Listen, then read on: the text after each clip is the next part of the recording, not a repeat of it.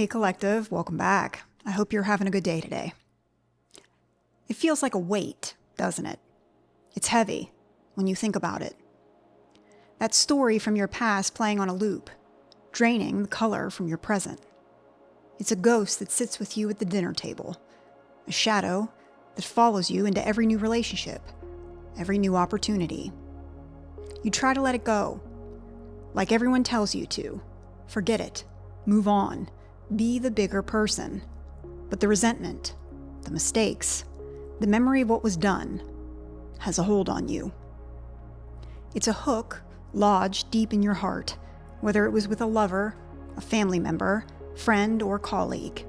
You feel tired, distracted, and maybe even a little broken, wondering why you can't seem to escape a prison that seems to only exist in your mind. I know. I've been there. Welcome to your dark night of the soul. I see you on the internet sharing your experiences, and it's heart-wrenching. I want to help, so I hope this finds you, because you need to know. Being stuck isn't always a choice. It's not a moral failing or a weakness of character. It's a biological trap. An ancient survival mechanism that's essentially backfiring in a modern world. So today, let's talk about the hidden forces that keep you chained to the past. And by the end of this, you won't just understand why letting go feels so impossible. You'll have a map to actually do it. Okay, first, know that the feeling of being trapped by a past event is a universal experience.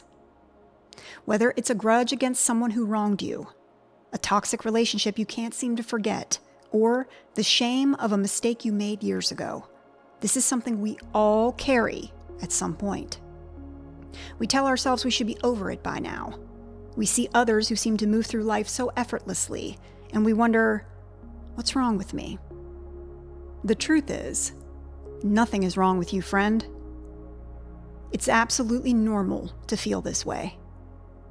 The stuck feeling is emotional baggage, and it's a heavy, uncomfortable weight to lug around. It's a collection of unprocessed hurts and past mistakes, stored not just in our minds, but in our bodies. Each grudge, each painful memory, each wrong you've done another or they've done to you, zaps a little of your mental energy. Day by day, your system gets slower and slower, and you start to feel drained. Your attention gets hijacked, and your capacity for joy and presence shrinks. The reason it's so hard to just close these programs is that our brains are fundamentally wired for survival, not just happiness. From an evolutionary perspective, holding on to a painful memory was a protective mechanism. Our ancestors needed to remember who betrayed them, who stole their resources, or just which part of the forest was dangerous, which is why the woods still feel really weird and creepy to this day. Anyway, these memories charged with intense negative emotion were tagged by the brain as survival critical. Forgetting could mean death, so your brain clings to these painful memories, believing it's protecting you. In today's world, this ancient alarm system rarely serves us. That betrayal at work isn't a life or death threat, but your brain and body react as if it is. This creates an evolutionary mismatch, where once useful survival tool now causes chronic, unending stress. You're left in a constant state of high alert, fighting a battle that's already over against an enemy that might not even be thinking of you anymore. This is the universal trap. Your own biology, in its attempt to keep you safe, ends up keeping you a prisoner. You're not weak for being stuck. You're caught in a powerful, ancient, and deeply ingrained biological process. Understanding this is the first step toward dismantling it. I say it here on this channel all the time. You have to become a detective of your own inner world. You have to go beyond the platitudes of forgive and forget and educate yourself on how the mind and body work. Because when you understand the machinery of your own prison, you can find the keys to unlock it. Let's start with the biology of a grudge. This one has always fascinated me because, well, I just don't do this. So, when you ruminate on a past hurt, you're not just thinking, you're triggering a powerful and destructive chemical cascade in your body. The amygdala, the brain's threat detector, stays chronically activated. It can't tell the difference between a real-time threat and a remembered one, so it keeps screaming, "Danger, danger!" In response, your body floods with the stress hormone cortisol. Cortisol is useful in short bursts to help you escape a predator, but when it's chronically elevated, it becomes a poison. This sustained cortisol exposure is linked to a terrifying list of health problems: high blood pressure, heart disease, a weakened immune system, chronic inflammation, insomnia, digestive issues, and the list goes on and on. That resentment isn't just an unpleasant feeling, it's actively damaging your health. The famous saying, holding a grudge is like drinking poison and hoping the other person dies, isn't just a clever metaphor, it's a biological reality. It's literally pointless to hold a grudge, and it does nothing but hurt you in the long run. It's not just your body, it's your mind too. Psychologically, we get stuck in what is known as a rumination cycle. When you feel a negative emotion like anger or resentment, your brain is more likely to recall other memories that are emotionally similar. This creates a feedback loop. Feeling bad makes you remember other times you felt bad, which makes you feel even worse. You become trapped in a spiral of negativity. This constant replaying of the event isn't just a bad habit. It's your brain's attempt to find a solution to a problem it can't solve. It feels like if you just think about it hard enough, you can somehow change the past. But you can't. So the loop continues, strengthening the neural pathways for bitterness and anger. We also develop an identity attachment to our pain, because who would you be without it? For some, being the one who is wronged provides a sense of moral superiority, a justification for treating you poorly, or for why their life hasn't turned out the way they wanted. It's not the choices they made or who they aligned with. Never that. Letting go of the grudge means letting go of that identity, which can feel terrifyingly vulnerable. It means confronting the grief or shame that the anger has been protecting you from all along. In many ways, the anger feels safer. Anger can be what is called a soul-saving emotion, initially a powerful force that protects you from the utter collapse of despair. It's the part of you that says, what happened to me was wrong, and I matter. But when you get stuck there, that protective shield becomes a cage. Finally, the body keeps score. The emotional baggage from our past isn't just an abstract concept. It can manifest as a physical reality stored in our nervous system. Somatic psychology explains that when we experience a threat and are unable to complete a fight or flight response, that survival energy can get trapped in the body.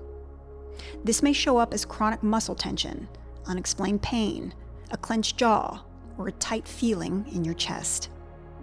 Your mind might try to forget, but your body remembers.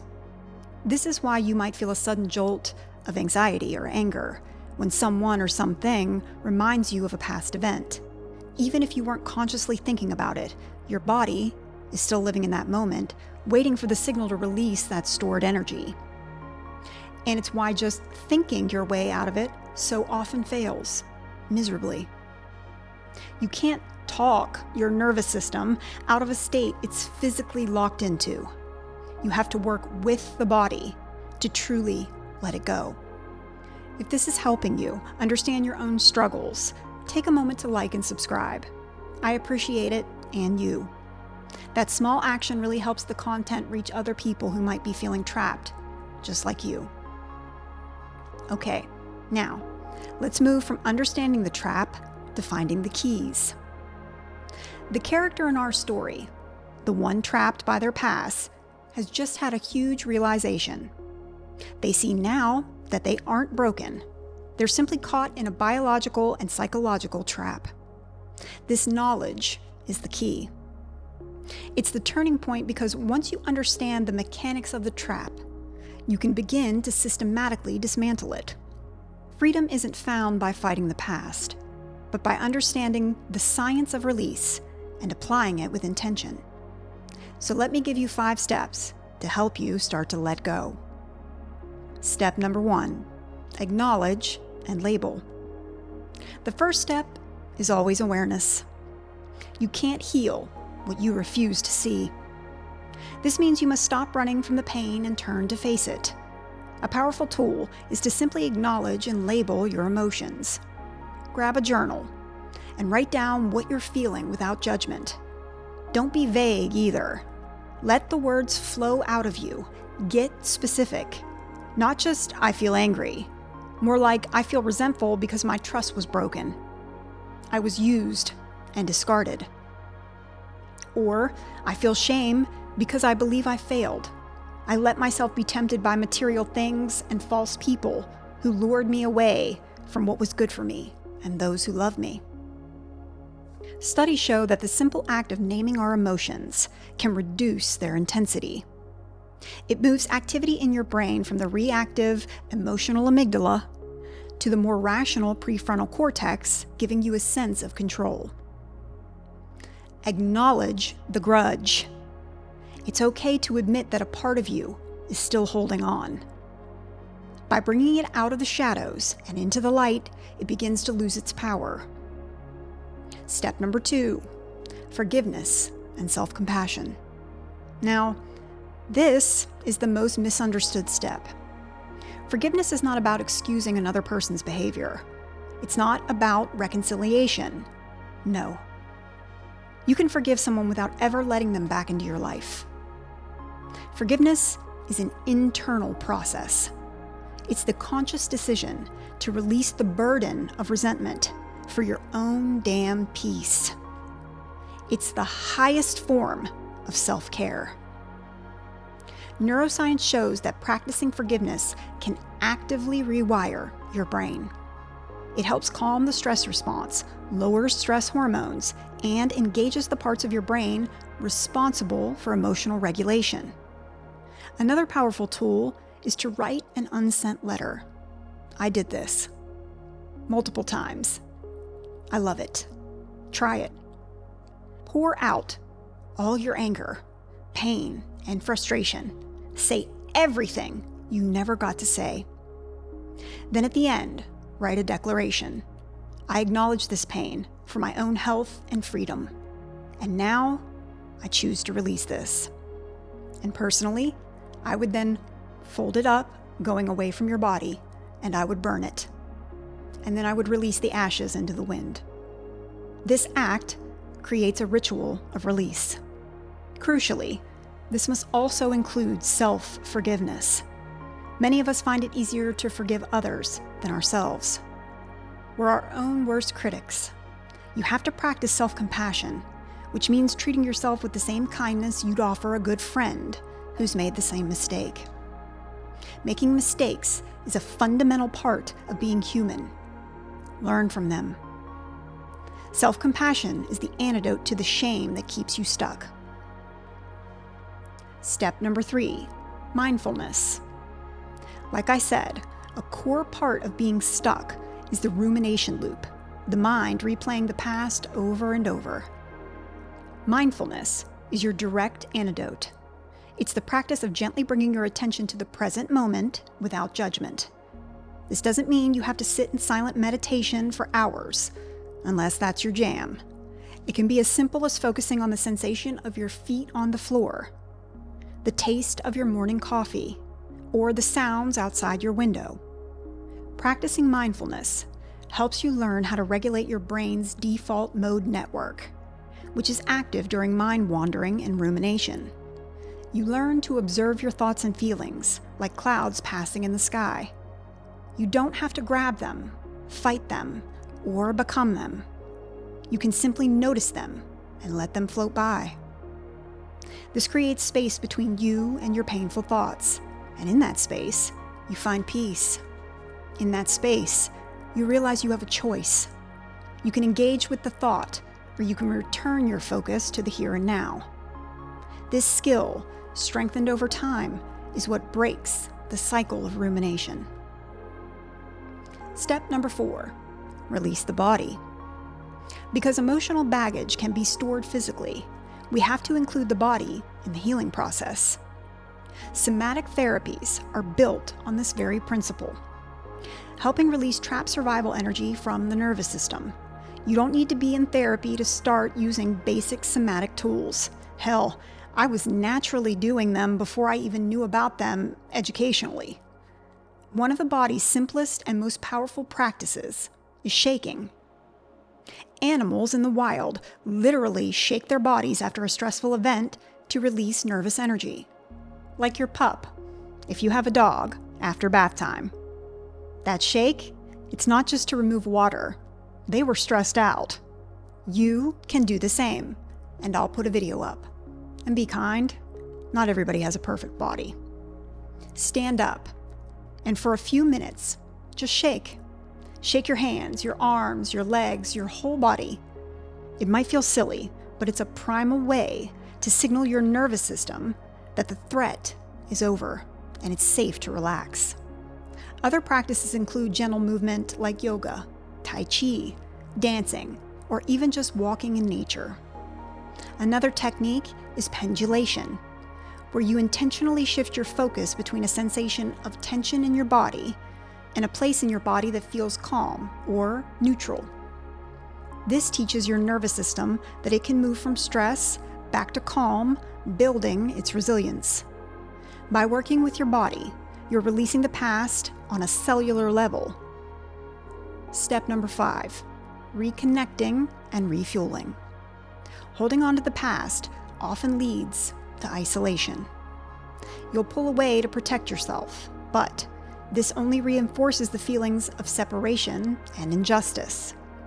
The final step is to intentionally reconnect and refuel your emotional reserves with positivity.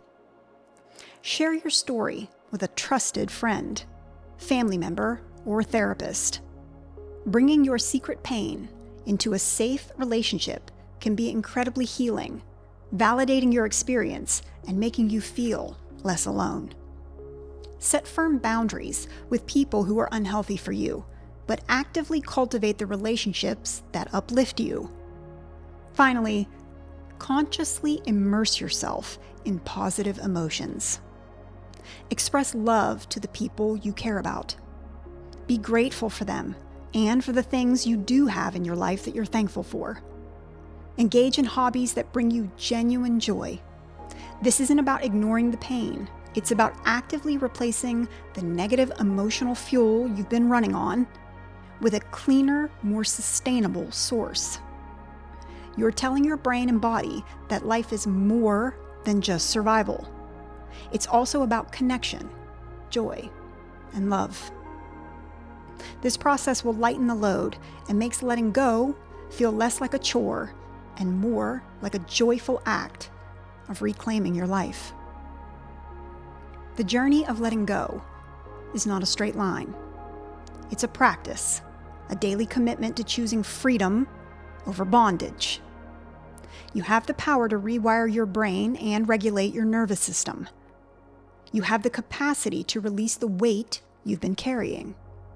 It's not an easy journey, but it is the most worthwhile one you will ever take. It's the journey back to yourself, the person you were before the hurt, the one you were always meant to be. Until next time, friends, keep healing. See ya.